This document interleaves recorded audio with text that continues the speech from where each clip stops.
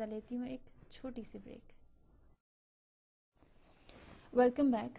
ہم آتے ہیں دوبارہ اپنے ٹاپک کی طرف، جہاں پر ہم ذکر کر رہے تھے جناب خدیجہ کا، اور مجھے امید ہے آپ لوگوں نے بھی جو باتیں اب تک ہوئی ان پر تھوڑا غور کیا ہوگا۔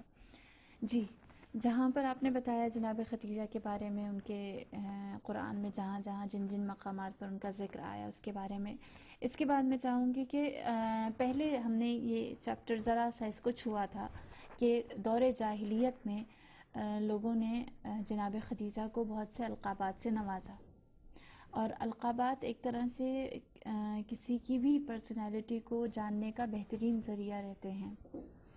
تو میں یہاں پر آپ سے پوچھنا چاہوں گی جناب خدیجہ کے مشہور القابات، جن میں سے اگر آپ کچھ ذکر کرنا چاہیں۔ اعوذ باللہ من الشیطان الرجیم۔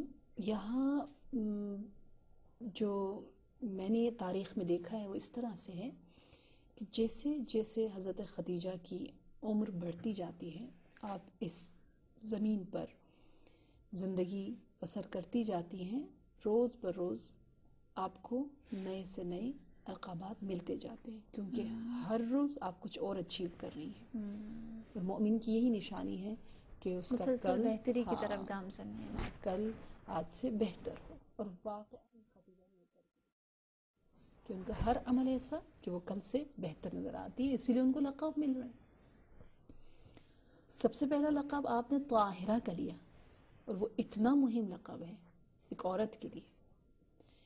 اس کے بعد جو دوسرا لقب آپ کو ملا وہ سیدہ نساء قریش کا، کہ قریش کی خواتین کی سیدہ ہیں۔ یہ دو آپ کو لقب ملے، اور اس پہ ہم نے گفتگو کر لی ہے، زمانہ جاہلیت کے تھے۔ پھر تیسرا لقب جو آپ کو آپ کی ولادت سے سینکڑوں سال پہلے مل رہا ہے، وہ مبارکہ کا ہے، جو بائبل میں دیا گیا، ہاں، جیسا آپ نے پہلے بھی ذکر کیا تھا، مبارکہ، ٹھیک ہے۔ مبارک۔ اور پھر چوتھا جو لقب ہے وہ میں آپ کو بتانا چاہوں گی، وہ اب مل رہا ہے بعثت نبی کے بعد۔ وہ آپ کو نبی کی احادیث میں جا بجا اس قدر زیادہ ملے گا کہ آپ خود حیران ہو جائیں گی کہ مختلف الفاظ سے نبی کسی نہ کسی طرح یہ میسج دینا چاہ رہے ہیں کہ خدیجہ سیدۃ النساء العالمین ہے، خدیجہ سیدۃ النساء العالمین ہے۔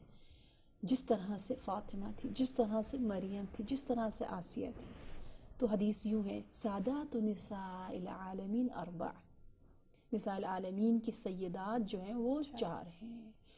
صرف 4 کو چنا، وہ بھی اس دنیا میں نہیں، وہ بھی جنتیوں میں افضل ہے، وہ نساء اہل جنت کی چنی ہوئی، جنت میں جہاں ہر کوئی نیک، حسین، جمیل، کمال پر جو شخص فائز ہوگا وہی تو انٹر ہو سکے گا، جا سکے گا۔ اور وہاں پہ بھی اگر آپ چننا شروع کر دیں، چن کے صرف آدم سے خاتم تک صرف 4 ہستیوں کو چنیں تو ان میں ایک خدیجہ شامل ہے۔ تو یا نبی یوں فرما رہے ہیں، یا نبی کہہ رہے ہیں خیر و افضل امہات المؤمنین۔ ذکیہ ایک بات یہ بھی میں آپ کو بتاتی جاؤں کہ اگر آپ اہل سنت کی کتابیں بھی دیکھیں، اہل تشیع کی کتابیں بھی دیکھیں، تو خاص طور پر اہل سنت کی کتاب میں جہاں بہت زیادہ جناب عائشہ کے فضائل بیان کیے گئے ہیں ام المومنین کے حوالے سے، لیکن اس کے باوجود جو بہترین ہیں، جو افضل ہیں، جو سب سے زیادہ جن کی فضیلتیں ملتی ہیں، نمبر 1 جو ہیں وہ جناب خدیجہ الکبریٰ ہے، حتیٰ اہل سنت کی کتابوں میں بھی۔ حقیقت کو کبھی نہیں چھپایا جا سکتا، بالکل یقیناً۔ تو نہ صرف احادیث بلکہ زیارت کے ذریعے بھی تو بہت سا درس ملتا ہے، آپ کو پتہ ہے نا، زیارت نامہ جو جا کے جی ہاں قبور پہ پڑھی جاتی ہے، صحیح۔ یہ زیارتیں جو ہمیں کہی جاتی ہیں کہ جی زیارت نامہ پڑھو، نبی کی زیارت کرو، ان کی آل کی زیارت کرو، یہ زیارتیں جو ہیں اس میں ایک بہت بڑا درس ہے، لیکچر ہے، یہ یونیورسٹی کے مانند ہے۔ یعنی زیارت، گویا آپ زیارت کے لیے گئے، واپس آئیں تو گویا ایک آپ درس لے کر جا رہی ہیں، کلاس سے جب آپ نکلتی ہیں تو کچھ تو آپ کو انفارمیشن ملتی ہے اور پھر آپ جاتے ہیں۔ تو زیارت نامہ اور یہ سلام جو درود ہم بھیجتے ہیں اس سے پتہ چلتا ہے۔ پیچھے ہماری گفتگو ہوئی تھی، جیسا کہ آپ کو یاد ہوگا، سلام پر، اور سلام پر گفتگو کے وقت ہم نے کہا تھا کہ کئی مرتبہ خدا نے سلام بھیجا خدیجہ پر.